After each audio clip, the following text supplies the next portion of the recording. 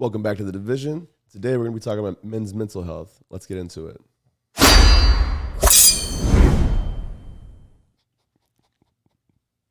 little loud for you. Once again, my name is Jeremy Cash. Welcome back to The Division. Today we got my buddy Cesar Perez here. What's up, guys? You should remember him from the Sneaker Division, and if we are doing any videos for the Sneaker Division, he's going to be the guy taking over that. Yes, sir. So, but today we're going to be reacting to a video that I'm going to be showing to a whole bunch of my guy friends, and I'm not sure if I'm going to release them back to back or if I'm going to release them over time, like, you know, once a week or whatever. But I just want all my guy friends to react to the same video and see what they say to it. So let's get into it. Be honest, who do you call when you were at your lowest? Nobody. I'm a man. Not a single soul. Nobody. No one. No one cares.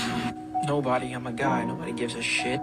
Well, to be honest, nobody really gives a fuck when you're a guy. If I'm being completely honest, no one.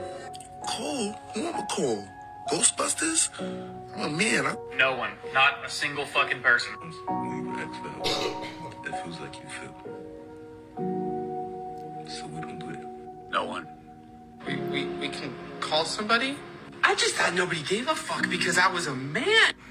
I agree with them. Well, I believe in a fake reality when the answer's always going to be nobody. I'm a man. You know, I thought I was a lucky one because I had someone to call, but they never ever picked up. And it got to the point where I called suicide hotline, and they told me it wasn't a concerning case, and then hung up the phone. So, but really, the answer is nobody. Nobody cares, even professionals. So, what do you think about that?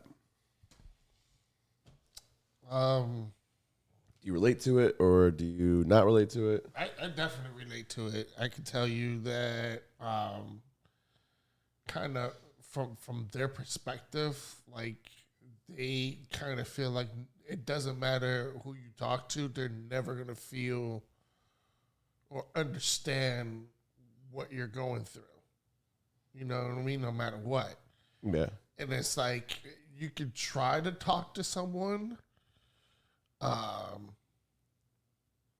I've been in a position where I've tried to talk to, like, you know, my partner at the time, and I don't know, they kind of seem to, like, Look down upon you for bringing it to them or something? No, just kind of like brushed it off like it was just like, you know, small, don't worry about it, blah, blah, blah. When, like, you know, it like really Was like an issue for you. Right, Yeah. exactly. You know what I mean? And so, like, then that led, I had to go to therapy. You know what I mean? And that led me going to, and even a therapist, you got to be careful on what you say and how you say it. Well, obviously, especially if you're having like suicidal thoughts or anything like that. Right. So, like, especially that guy, if he would have talked to a therapist and mentioned anything about suicide, he would have been on watch. But I don't know. It does feel like sometimes there is no one that you can talk to, that you can let all these things out. You know what I mean? This is why sometimes, you know, people do crazy things. You know, they snap or do drugs or, you know, commit suicide. Like, it does happen because Did you know that 7 out of 10 suicides are men and only 3 are women? That's interesting. Like 7 or 8 out of 10. That's crazy.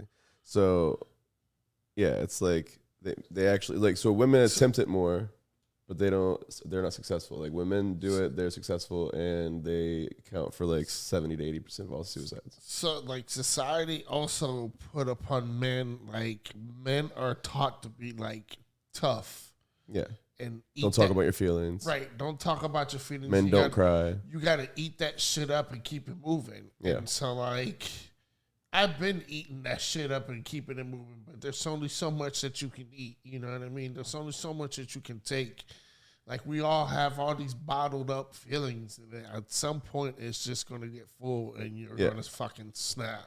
Like some shit's gonna happen, no matter what. So like, what I recommend is just finding an avenue to get your mind off of that, to de-stress that out. Like you gotta talk about those feelings, but you gotta let it all out. Like whether it's like going into, nature and just chilling for a couple of days and letting, thinking about those things and then letting it all out and, let it rest in peace or whatever you got to do.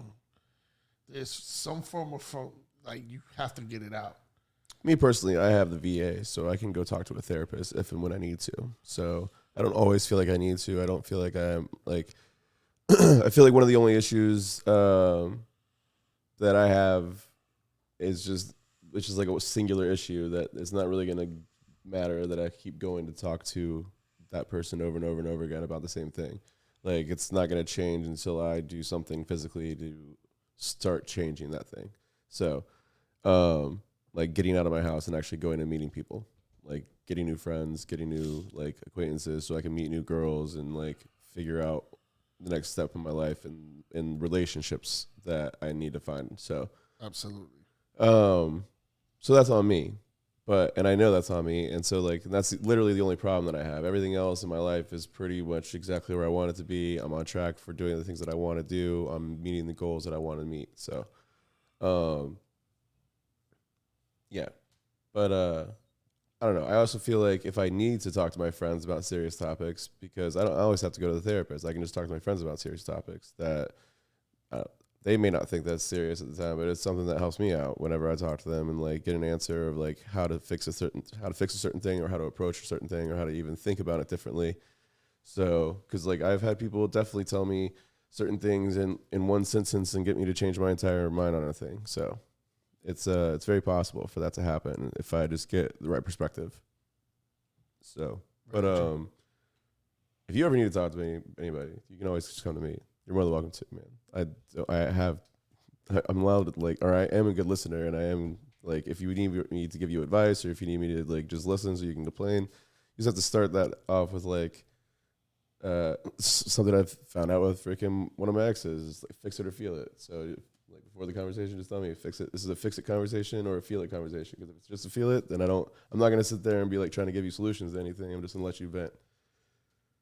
But if you want me to fix it, then I'm going to be sitting there trying to rack my brain, trying to figure out how to like get solutions for you so you can like attack it from any different direction.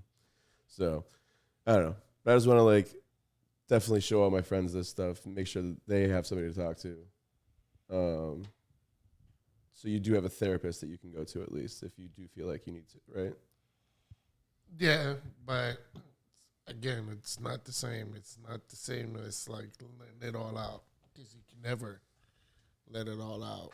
Yeah, I guess.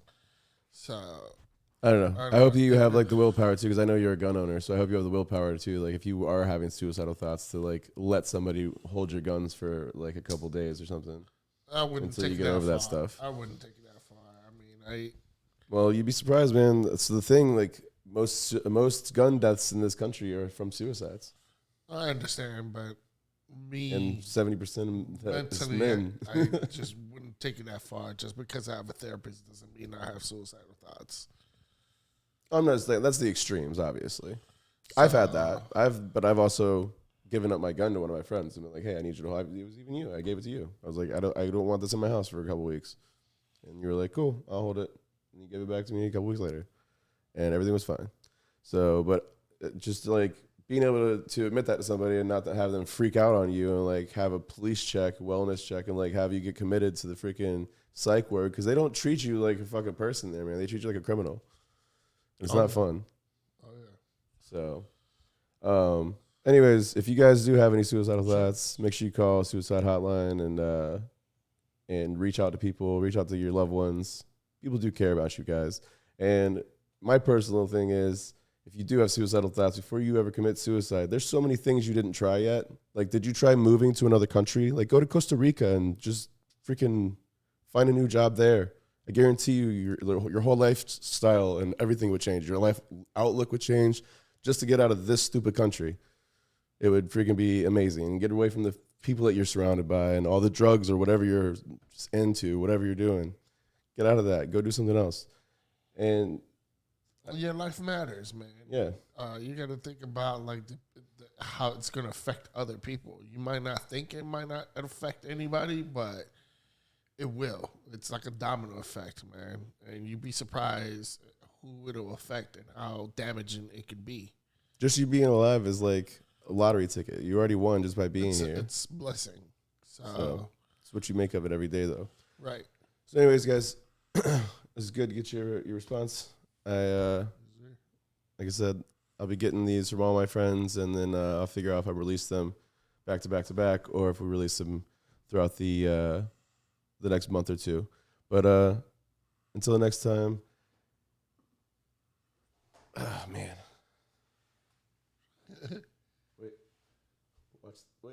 watch these videos. Watch these videos. Till next time, guys. Peace. I gotta figure this shit out.